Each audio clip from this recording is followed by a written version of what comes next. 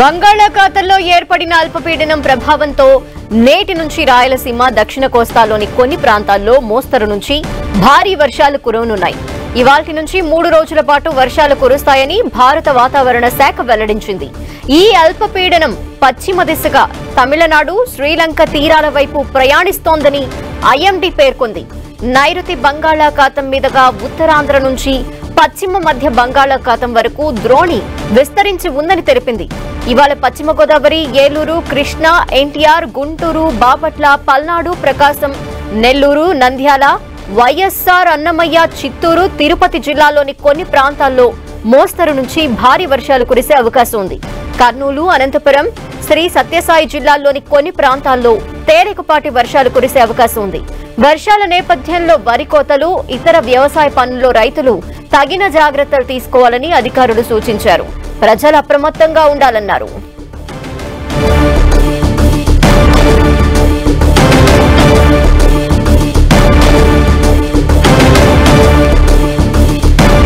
బంగాళాఖాతంలో ఏర్పడిన అల్పపీడన ప్రభావంతో నేటి నుంచి రాయలసీమ దక్షిణ కోస్తాలోని కొన్ని ప్రాంతాల్లో మోస్తరు నుంచి భారీ వర్షాలు కురవనున్నాయి.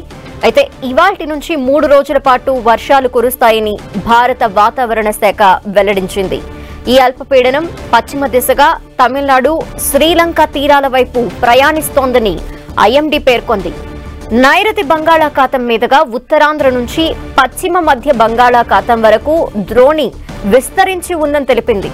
ఇవాళ పశ్చిమ గోదావరి, ఏలూరు, కృష్ణా, ఎన్టీఆర్, గుంటూరు, బాపట్ల, పల్నాడు, ప్రకాశం, నెల్లూరు, నంద్యాల, వైఎస్ఆర్, అన్నమయ్య, చిత్తూరు, తిరుపతి జిల్లాల్లోని కొన్ని ప్రాంతాల్లో మోస్తరు నుంచి భారీ వర్షాలు కురిసే అవకాశం ఉందని తెలుపుతోంది ఐఎండీ. ఇక కర్నూలు, అనంతపురం, శ్రీ సత్యసాయి జిల్లాలోని కొన్ని ప్రాంతాల్లో తేలికపాటి వర్షాలు కురిసే అవకాశం ఉంది.